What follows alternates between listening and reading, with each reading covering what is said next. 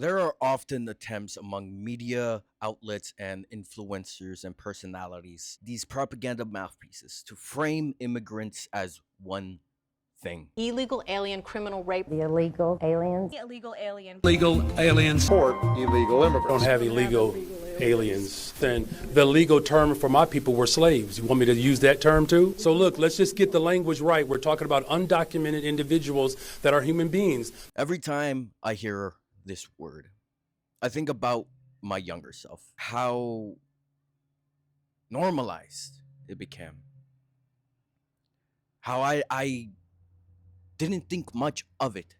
It was this dehumanizing word that added on top of layers of identity struggle within my youth. And it was this word that was used by every politician, that was being used by every media outlet, that was being used by anyone that discusses politics. A word that was to describe mi gente, my people, my family, my cousins, my friends, their parents, and ultimately a word that was being used to describe me, despite being born in the United States. Even as a child, though I couldn't understand the brevity of this word, I knew what they were trying to say. To be illegal is to be wrong in your existence. To be illegal is to be something that doesn't belong. Be illegal is to not be a human being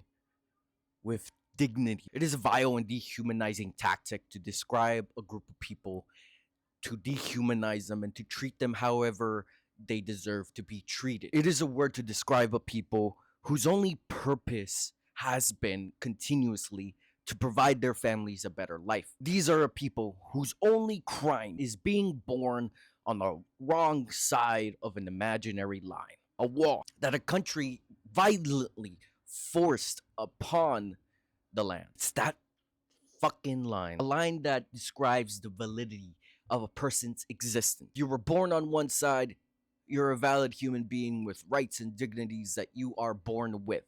And if you're not, well, good luck. This is a line that only existed when colonial powers came to these lands and decided that this was theirs. So they oppressed, they killed, they murdered, they genocided, they pillaged, they raped countless of native indigenous people here. And now it continues to perpetuate those same ideals, those that were founded upon in the birth of this country. In late November of 1873, near Corpus Christi, a group of white people lynched and murdered 7 Mexican shepherds. The killers were never arrested.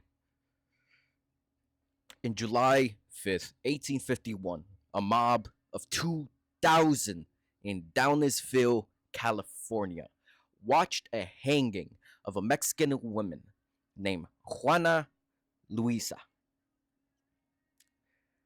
November 3rd, 1910, Antonio Rodriguez was bound to a mesquite tree and was doused in kerosene and burned alive. No one was arrested. Mexicanos were among the most lynched group in America, most of which were carried out by local government and law enforcement. And when I mention these names and memories, I hope to encourage people to learn more about our history here and to mourn our people.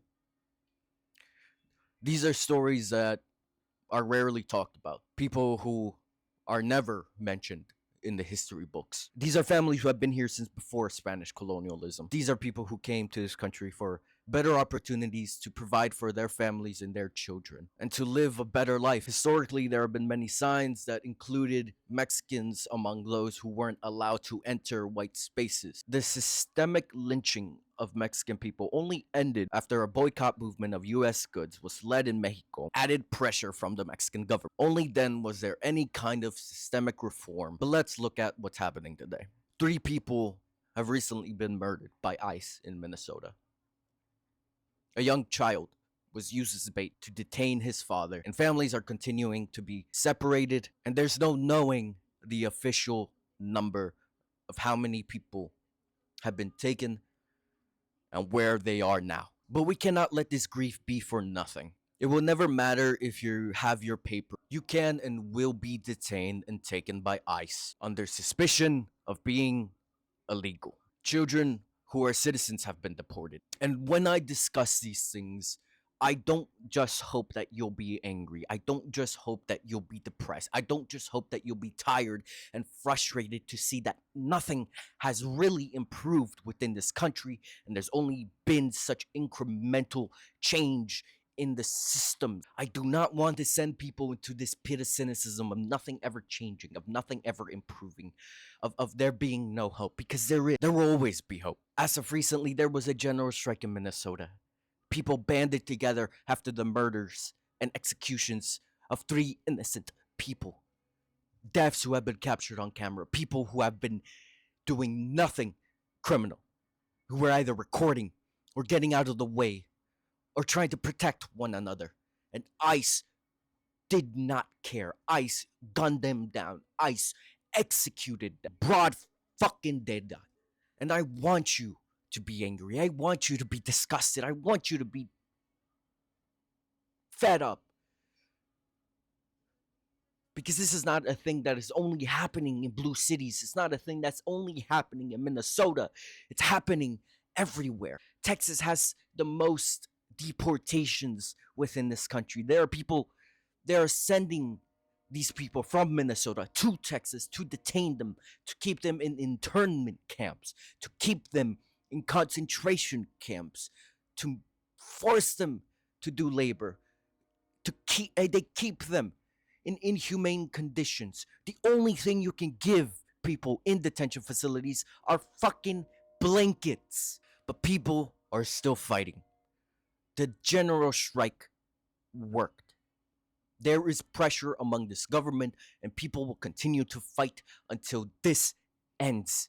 And it's not just up to the people, but our politicians who have done nothing, to the Democrats who continue to play these political games, who talk about reforming ICE and not just abolishing it, because at this point, it's not just about abolishing ICE, it's about holding those who are responsible to justice. Because the baseline is no longer just abolishing ICE, which our politicians refuse to say, to utter those goddamn words. This was never about getting the worst of the worst out. Never about that. It's not about deporting the bad people only. There is no justification of this. There's no justification of the murder of innocent people, of bystanders who are trying to help out their neighbors, who are there, who are being tear gassed, who are being hit in the face, who are being shot in the fucking face. And we will continue to fight. The people will continue to fight against this disgusting abuse of power. And the media, propagandists, and influencers and political commentators will continue to try to justify this, will continue to try to justify the deaths of people, continue to justify the forcible separation of families. And this is not just a current issue. This has been happening for far too long, ever since ICE was founded. I am older than ICE is. I was born before ICE was even born. And if I lived in a world where ICE was not a thing, then we can live in a world where ICE is no more. They can try to paint every immigrant as illegal. They can try to paint every immigrant as a criminal. They can and they will continue to do so. They will continue to try to kick us off lands that were never theirs to begin with, in an attempt to create a white ethno state, one that adheres only to a certain group of people. But this was never America. The biggest strength and the most beautiful thing about this country is the fact that I can walk down the street and talk to my Somalian neighbors, to my Muslim neighbors, to my black neighbors, to my Asian neighbors. Because that's what makes America great. Because America is so many different things. And the most beautiful part of it, fact that it is a melting pot, and it is the reason why this country is so beautiful. Demand your politicians to abolish ICE. Demand your politicians to ban sending weapons and money to Israel to continue its endless genocide. Demand your politicians to stand up for their constituents and not just say, get the fuck out of here, but actually do something. Not just with words or strongly worded letters, but to actually stand up for something and not just kindly and gently ask Trump and its goons to stand down, to calm the fires that they continue to fan, because they won't. We cannot just hope that they find the kindness in their hearts to stop what they've been doing. It's time to abolish ICE. It's time to demand that our politicians call for justice. This will not end with only just strongly worded letters.